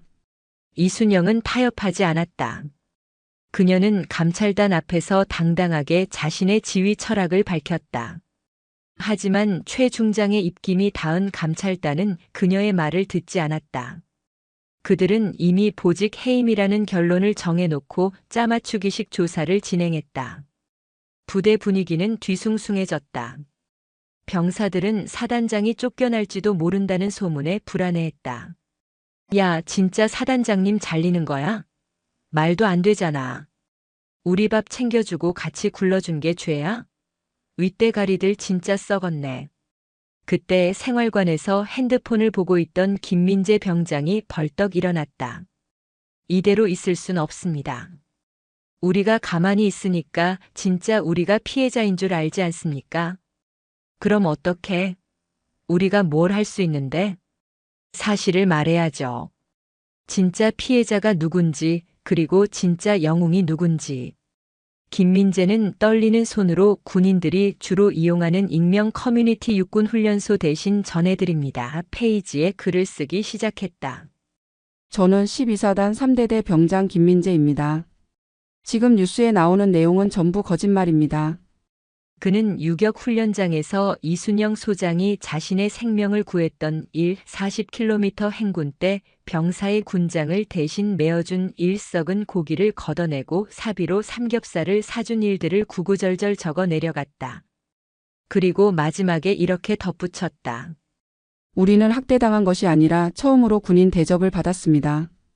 추위 속에서 우리가 버틸 수 있었던 건 사단장님이 맨 앞에서 바람을 막아주셨기 때문입니다. 제발 우리 사단장님을 지켜주세요. 김민재의 글은 기폭제가 되었다.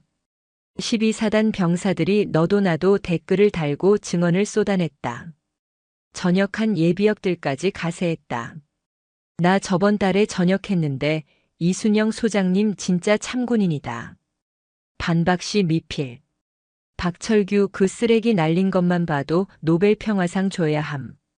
여론은 하룻밤 사이에 180도 뒤집혔다.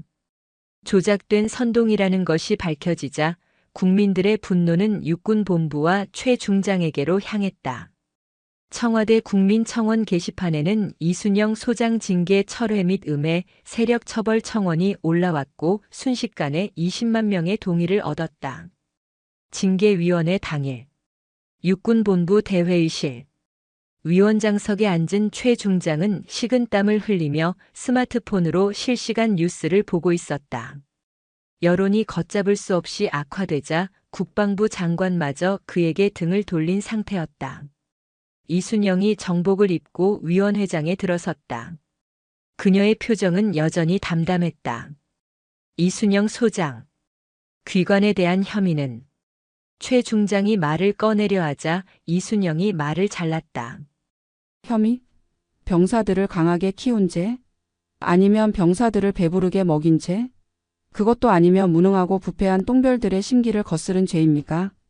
뭐야? 말 조심해. 최중택 중장님. 당신이 박철규 아버지한테 골프 접대받고 뒤를 봐준 거 모를 줄 알았습니까? 이순영은 품에서 또 하나의 녹음기를 꺼냈다. 박철규 소령이 구속된 후 면회온 최 중장과 나눈 대화 내용이 담긴 녹음 파일이었다. 이순영은 정보가를 통해 박철규의 접견 기록을 감청하고 있었다. 너 이번에만 입 다물고 있으면 내가 다 빼내줄게. 이순영 그녀는 내가 어떻게든 옷 벗길 테니까. 녹음 파일이 재생되자 회의장은 침묵에 휩싸였다. 최 중장은 얼굴이 사색이 되어 자리에 주저앉았다. 이 시간부로 당신은 내 심판 대상이 아니다. 국민과 법의 심판을 받아라. 문이 열리고 군 검찰 수사관들이 들이닥쳤다. 최 중장은 뇌물수수 및 직권남용 혐의로 현장에서 체포되었다. 그가 끌려나가며 지르는 비명소리는 12사단 병사들이 훈련 때 지르는 기합소리보다 더 처량했다. 이순영은 징계위원회장을 나서며 하늘을 올려다보았다. 먹구름이 걷히고 있었다. 그녀를 지켜준 것은 계급장도 권력도 아니었다. 바로 그녀가 진심으로 대했던 병사들, 그들의 마음이었다. 시간은 흘러 어느덧 3월이 되었다. 인제의 칼바람도 잦아들고 산자락에는 얼음이 녹아내린 계곡물이 흐르고 있었다. 12사단은 이제 대한민국 육군에서 가장 사기가 높고 전투력이 강한 부대로 변모해 있었다. 별들의 무덤이라 불리던 이곳은 이제 전설의 요람이 되었다. 그리고 오늘은 김민재 병장의 저녁일이었다. 위병소 앞. 민재는 말끔하게 다림질한 전투복을 입고 가슴에는 저녁 마크를 단 채 서 있었다. 동기들과 후임들이 나와 그를 행갈에 쳐주었다. 고생했다 김 병장. 나가서 돈 많이 벌어라. 연락해라. 맛있는 거 사주고. 시끌벅적한 환송식이 끝나고 민재가 위병소를 나서려던 찰나였다. 저 멀리 본청 쪽에서 지프차 한 대가 달려왔다. 차에는 사단장 성판이 달려 있었다. 민재의 눈이 휘둥그레졌다. 차가 멈추고 뒷좌석에서 이순영 사단장이 내렸다.